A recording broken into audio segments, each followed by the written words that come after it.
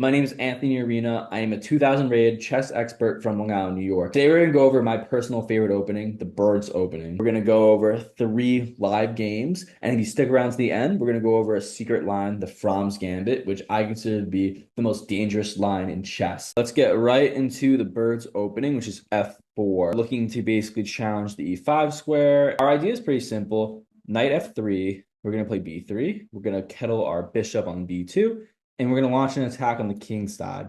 This is a super fun opening, and I'm very excited to play it with you all. In this situation, our light squared bishop is not going to be very useful. Pretty much, there are very few variations where the light squared bishop is useful in the birds. So we're going to go ahead and play e3 and look to pin this knight if possible. So bishop b5, and this knight is gone. We're going to be able to take it. If he reinforces the queen or bishop, we have no problem just taking back. This also doubles up the pawns on the c file, which is going to be good for us in the long run. We'll go ahead and castle, and we're looking pretty good, guys. Remember, b3, bishop b2. This knight here is a little aggressive, but something I want you to note is we're going to actually look to play d3 anyway, because the knight's going to go to d2 and reinforce our knight on f3. So no problem playing d3 here. The knight will have to retreat back to f6. We'll play bishop b2, knight d2, and this to me is a really strong position for white already. We've already taken an advantage, and it's only been a couple of moves, so definitely looking pretty good here. Let's go queen e1, and the whole idea here is to put our queen onto g3. I don't really love the idea of him taking this knight here. However, if I was to play queen g3 here, we would immediately win the bishop because you can't really stop this main one threat. This would be completely game over. You wouldn't be able to defend really. So queen g3. And notice that the bishop moves out of the way. And you can see how tricky, guys, the bird's opening is. Our opponent has actually let up maiden one. He retreated the bishop, and that's game over. And by the way, guys, even if he tried defending the bishop with h5, we could have played something like h3, and we would have won the bishop either way. But that's game over. GG's. All right, we're gonna run the bird's opening one more time. Looks like our opponent is looking to kettle this bishop on g7. So notice that in this way, he's gonna be a little bit quicker to the action on b2. There are some options really. I like the idea of knight f3 because we'll be able to contest his bishop anyway. This turned into kind of like a King's Indian position. Definitely unique to say the least. Bishop b2. And we're definitely gonna want to go knight f3, but we are switching off our move order a little bit. E3, because the idea would be we want to win this knight back. Notice that once we take the knight here, once again, we double up the pawn. Same theme as last time, by the way. After knight to f3, our knight once again exerts pressure on the center. We once again have a kettled bishop, and we're castling short, looking to attack the king side. This is basically the exact same game as last time. We're actually just in a slightly better position. But the main difference being these pawns here are much weaker than the doubled up pawns on the c file. They're edge pawns and they're isolated and they're doubled. Now we want to go queen e1. Same idea, looking to play g3. If bishop takes, we'll just take back with the rook. And here we have a mistake, guys. The bird's opening is incredible, and there are so many different ways to punish your opponent. Look in this situation, knight a4 attacks the queen and discovers the bishop, and also defends the bishop for good measure as well. So bang, bang, and there's no way to jump in front and protect the bishop and the queen. Our opponent is going to end up losing a lot of material. Notice the bishop will also be forking the rook and the knight. He could go ahead and just take the bishop. That's probably the best move here, but even so, he's gonna lose his queen, and we have a massive advantage. Let's see what he does here. I'm pretty interested. I think we get another quick resignation, to be honest. So the queen moves out of the way. Bishop takes on g7. And we're now forking the rook and the knight. He he can't even defend both pieces really. And also for good measure, knight e5 is looking like a very devastating idea as well. Not entirely sure how our opponent's going to look to cope with this position. And really the beauty of the bird's opening is just how hyper aggressive it is and how you can see our opponents have no clue really how to play this opening. So knight to e5. And the whole idea here is attacking the bishop, but we're also going to slip our queen onto h4, and then our knight onto c5. And you can see this attack is going to get extremely dangerous. All right, guys, one more game with the birds opening. And this time we have the Froms Gambit. This is the most important line to know when you're playing the birds opening, and I'm glad we have an opportunity to play it. So f takes e. We have no problem with that, right? He'll probably look to normally sacrifice another pawn. I'll show you guys what that looks like at the end. But for now, we'll just go ahead and play knight f3, pawn takes, and bishop d6, right? The whole idea is to exert massive pressure over the dark squared diagonal. And really the headers of this position are going to be the queen on the dark squares and the bishop. Remember when I said that our light square bishop is pretty useless in these types of positions? I actually sort of disagree. When it comes to the Froms Gambit, things are a little bit different. We'll actually want to keep this bishop and perhaps kettle it on g2. For now, we're going to play d4 because it opens up the queen as well as the bishop.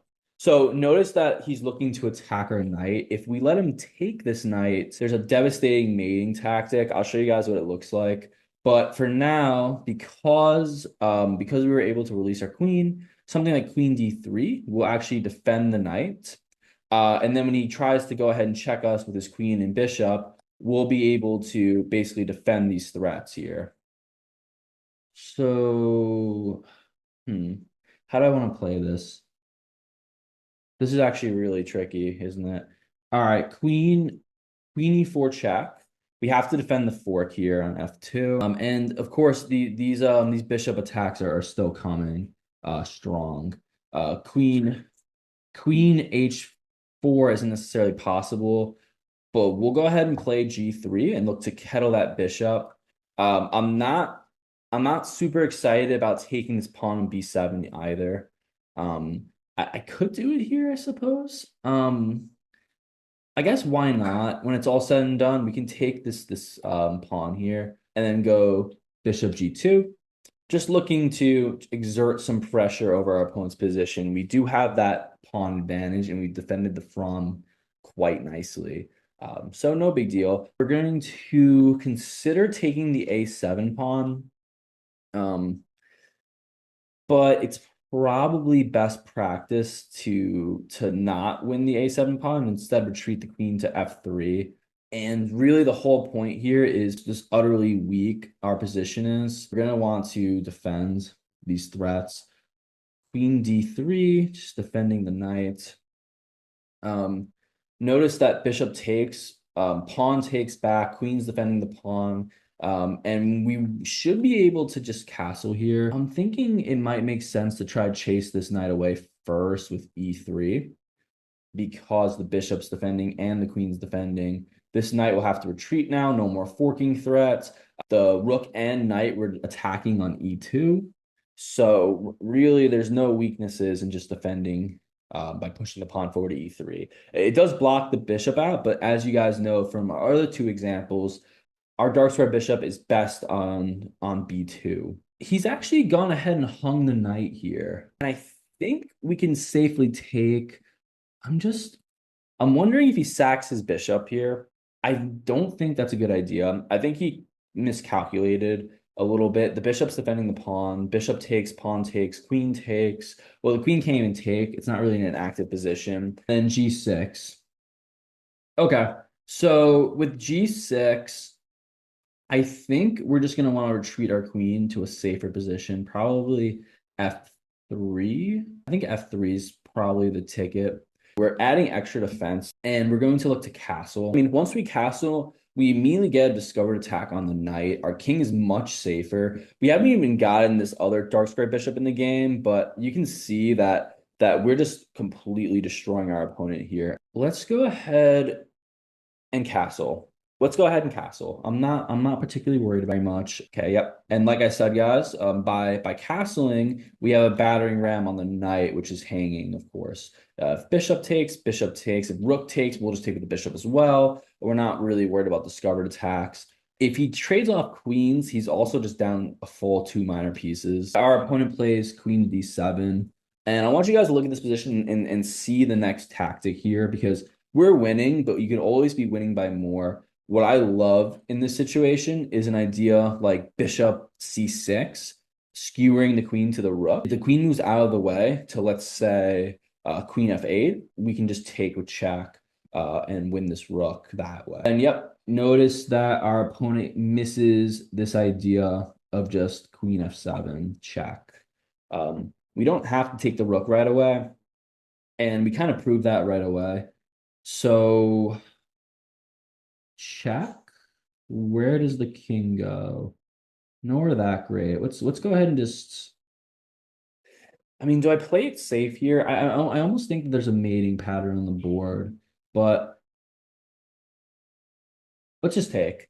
Let's just take here. We have check next. We could even play queen takes on g6.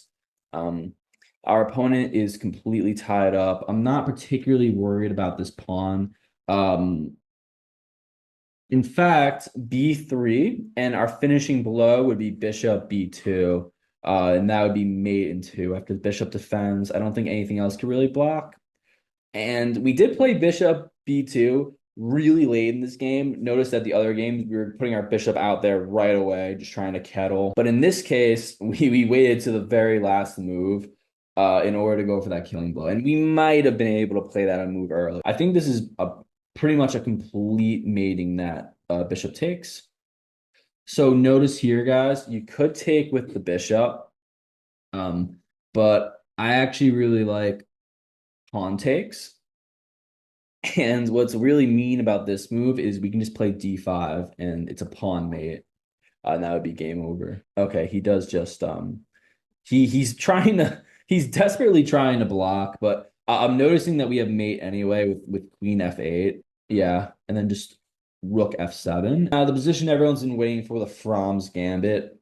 Over here we have f4. Our opponent plays e5, pawn takes, and then the second pawn is sacrificed, bishop d6. And really the perfect way to execute this is to understand that you can make sacrifices on g3 and basically win on the dark squares within up to 4 moves. One mistake you don't want to make, you can't get rid of this defender on g3. If you play something like h3 at any point, it's just m1. But it's not just that, guys. If you play something like knight f3, it's also m3. Queen h4, g3 blocking the queen. And if you want to get really classy here, queen takes, pawn takes back, and then bishop g3 checkmate. So how do you stop these ideas? Well, you have to play knight f3 in order to block off the h4 square. And usually you'll be okay. You'll be able to play your normal ideas and kettle both bishops. And it should be a comfortable game where you're just up a full pawn. Of course, if g5 is played, you have to play this in a very specific manner so you don't lose.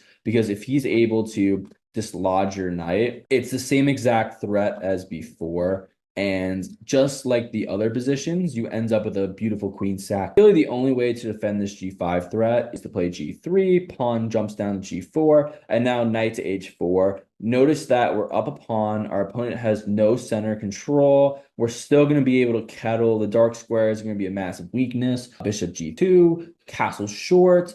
And this should be a pretty enjoyable game. It's not as scary as it looks. And we'll look to trade down and just really hammer home this 1 pawn advantage. So that's it, guys. My comprehensive guide to the bird's opening. Hope you enjoyed. Stay classy, my friends. Until next time.